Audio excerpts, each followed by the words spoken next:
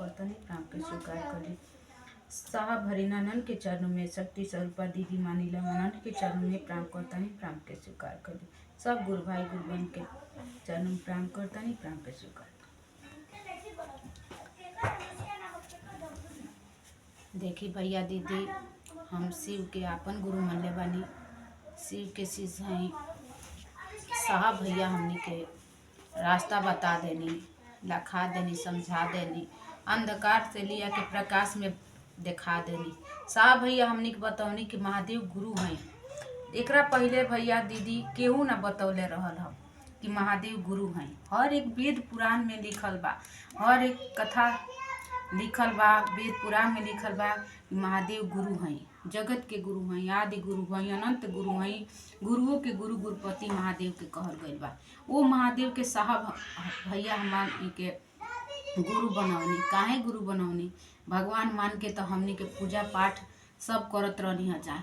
बाबा हमनी के दादा पर दादा सबसे बचपन से सुनत चली नहीं जा कि महादेव गुरु हैं, गुरु हैं। भगवान मान के, बाबा मान के पूजा पाठ अनेकों प्रकार के कहनी जा।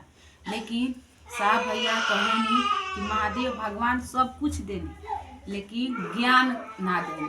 काहे से कि सुनले मानी जा रामायण के द्वारा देखावल गईल बा कि रावण बहुत बड़हन विद्वान रहे, बहुत विद्वान रहे। आ रावण सब कुछ महादेव के शिष्य रहे, सब कुछ मंगलस महादेव से, सब कुछ मिलल जेकरा सोने के लंका रहे, लेकिन ज्ञान ना मनलक। रावण ज्ञान ना मिले, यही से रावण के साथे का भय सभे जानता। लेकिन ज्ञान के अभाव में आके साहब हरिनानंद हमनी के बता देनी, समझा देनी कि महादेव के गुरु माने के पड़ी।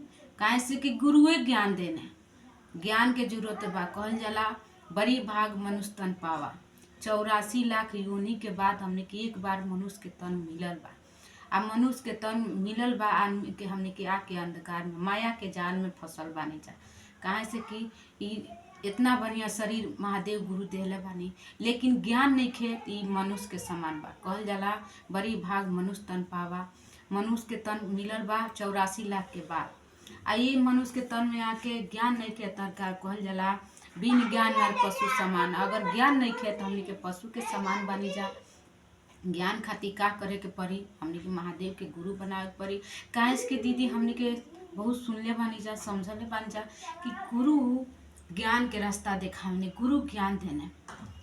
आ ज्ञान में काहे से कि पूजा पाठ आदमी करेला तो कहल जाला कि एगो हमनी के घरे कथा भी करवावल जाता। तो कथा पंडित बोलावन के पंडित कहीं अच्छा चढ़ाव, फूल चढ़ाव, आदमी चढ़ावेला जेंगा बतावे ना उंगा करेला। आ घर में आदमी पूजा पाठ करता तो जेंगा जानता केहू पहले रोली चंदन लगावेला, केहू फूल चढ़ावेला, केहू अच्छा जे जेंगा जानेला उंगा करेला। लेकिन ओकरा खातिर दीदी साहब भैया हमने के बतौनी कि महादेव गुरु माने के पड़ी। काहे से कि जौन भगवान तो सब कुछ देनी लेकिन गारंटी ना लेने। आ महादेव गुरु जौन देनी, गुरु जांच के परख के बहुत 14 बरिस हमार भैया गाधी आरा जिला के गाधी अस्पताल में रहल बानी, तब कइले बानी 14 बरिस हमार साहब हरिनानंद। आ तब जाके साहब के 3 सूत्र मिला। साहब भैया हमनी के में लिया के बीच में छीट देहनी। साहब अपना खातिर ना मननी, सबके खातिर मननी।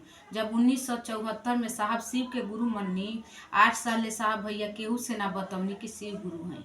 चमत्कार सीखे के लक्ष्य में हरिनानंद साहब शिव के आपन गुरु मानली। जब 8 साल के साहब भैया रहनी तो मदारी खेलावत रहे। पहले मदारी खेलावत रहे तो मदारी में खेल में हमनियों के देखले बानी जा। मदारी खेल में रबर के सांप होला आदमी, रबर के सांप जब वो चमत्कार से मदारी वाला सांप बना देहल तो साहब भैया के मन में बैठ गई कि चमत्कार हमहू सीखम, हमहू सीखम। तो साहब अनेकों प्रकार के गुरु बनौनी। आ आरा जिला के गाधी अस्पताल में जाके जाना के कहल जाला आश्मशान, ओइमे भैया 14 बरिस तब कहनी। अनेक प्रकार के हवा आइल, ब्यार आइल, भैया सहनी, परेशानी सहनी। तब जाके भैया के साहब गुरु दर्शन देहनी। आ कहनी हे हरिनानंद जो तुम करते हो दूसरों से कहो। साहब भैया कहनी क्या महादेव को प्रचार की जरूरत है? हर एक वेद पुराण में तो लिखल बा महादेव गुरु हैं, वहाँ के गुरु माने। कहल जाला गुरु र ब्रह्मा गुरु र विष्णु गुरु र देव महेश्वर गुरु र साक्षात परम ब्रह्मा तस्मै श्री गुरुवे नमः। गुरु हर जगह में लिखल महादेव गुरु हैं। इनमें महादेव के बतावे के जरूरत का बा।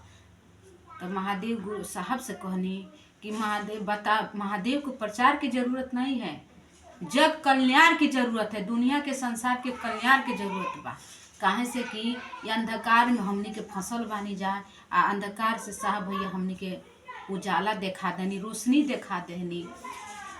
भैया साहब बता देनी, लखा देनी, समझा देनी कि शिव गुरु हैं। वहाँ के गुरु मान के शीश बना। देखी भैया दीदी शीश बनल गुरु मानल आसान बा। साहब तो कही नहीं महादेव गुरु हैं, आज से ना आद से हैं।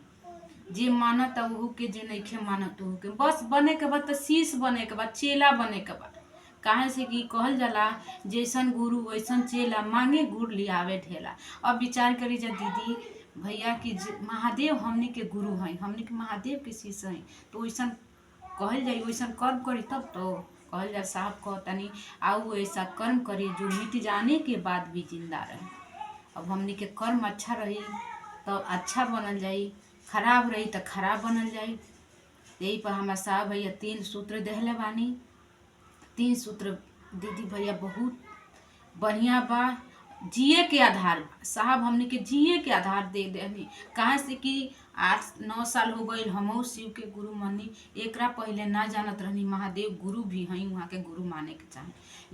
लेकिन जब से हम महादेव के आपन गुरु मानी आ 3 सूत्र के बारे में पहचान गईनी, मान लेनी, 3 सूत्र करे लगनी, तो गुरु के दया से साहब दीदी के आशीर्वाद से बहुत बहुत परेशानी आई। आ बहुत दया हमके मिलल बा, गुरु के दया से मिलल बा आ भइल बा हे शिव गुरु। तो आप भी भैया दीदी जे शिव के गुरु नहीं मन ले ओके अगर ये बात समझ में आवत होके कि महादेव गुरु हैं, वहाँ के गुरु माने के चाहिए, तो शिव के आपन गुरु मान ले। 3 सूत्र साहब देले बानी। पहला सूत्र में महादेव से जब बिस्तरा पर से सूत के उठी तो मन ही मन दया के भीख मांगी कि हे महादेव, हे शिव, आप हमार गुरु हैं, हम आपके शिष्य हैं, शिष्याई, हम पर दया करी सरकार, दया करी। दया के उल्टा शब्द होला दीदी याद। महादेव साहब कहतनी कि जब बिस्तरा पर से सूती तो ओकरा मन शांत रहेला, दिमाग अस्थिर रहेला, वो बेरा में कोनो चिंता फिक्र ना रहेला। वो बेरा साहब कहतनी कि मन ही मन बिस्तरे पर वो महादेव से दया मांगो ना, दया के भीख मांगो कि हे महादेव, हे शिव, आप हमार गुरु हैं, हम आपके शिष्य हैं, हम पर दया करी। आ दूसरा सूत्र में साहब देले बानी चर्चा, एक दूसरा से बताई, एक दूसरा से जोरे के प्रयास। साहब कहतनी जोरे के प्रयास करी, शिव के एक दूसरा से कही कि हे भैया, हे दीदी, हम शिव के आपन गुरु मान ले बानी, आपको मान ले। चर्चा हो गई महादेव के। आ रात में जब सुतल जाई तो वो बेरा समय बहुत बढ़िया साहब भैया बतौले बानी, रात बनावल बा आराम करे खातिर। वो बेरा जब आराम करे, सब काम निपटा के बिस्तरा पर आराम करे जाई, वो बेरा अपने गुरु के चरणों में 108 बार नमः शिवाय के, जौना के मंत्र 5 अक्षर के पंचाक्षरी मंत्र नमः शिवाय, जौन गुरु के मुख से निकलल बा, जौना के महामंत्र कहल गईल बा, वो मंत्र से मन ही मन आत्मा से कहीं परमात्मा से कहे के बा, उठ जीव ना हिले के चाही। मन ही मन महादेव के चरणों में 108 बार नमः शिवाय से प्रणाम करी। आ प्रणाम करके कही कि हे देवादिदेव महादेव, हे शिव गुरु, हम आपके चरणों में 108 बार नमः शिवाय से प्रणाम कइले बानी, हमरे प्रणाम के स्वीकार करी सरकार, हम शीश पर दया करी। इसी के साथ गुरु के चर्चा गुरु के चरणों में रखते हुए सब भाई बहन के प्रणाम करते हैं।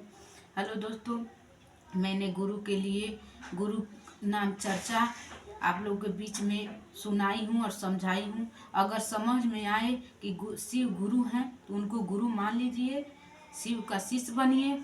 और मेरा चर्चा पसंद आए तो उसको ज़्यादा से ज़्यादा लाइक और शेयर और सब्सक्राइब कीजिएगा। धन्यवाद।